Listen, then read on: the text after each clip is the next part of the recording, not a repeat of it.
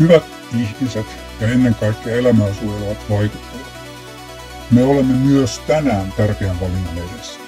Valinnan, jossa päätämme, jatkammeko elämämme nykyisen kulutusyhteiskunnan ehdoilla vai rakennammeko yhdessä kestävän, hyvinvoivan ja aidosti onnellisen tulevaisuuden.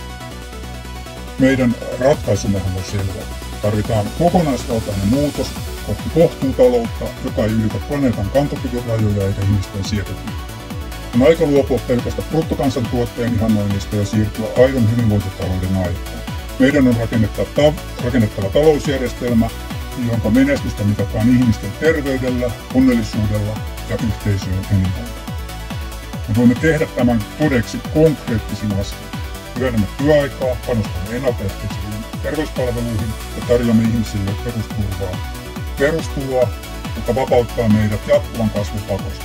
Nostetaan lähiruoka, kiertotalous ja paikallinen energia etusijalle ja tehdään ekologisista ratkaisuista arkipäivää verotuksen ja poliittisten päätösten avulla.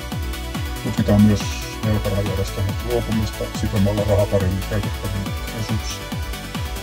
Ennen kaikkea rakennetaan yhteiskunta, jossa yhteisöllisyys, kokemuksellinen hyvinvointi ja luonnonkunnioitus ovat arvojen ydintä. Luodaan sellainen elämäntapa, jota tulevat sukupolvet voivat jatkaa ylpeinä, kestävästi ja onnellisena.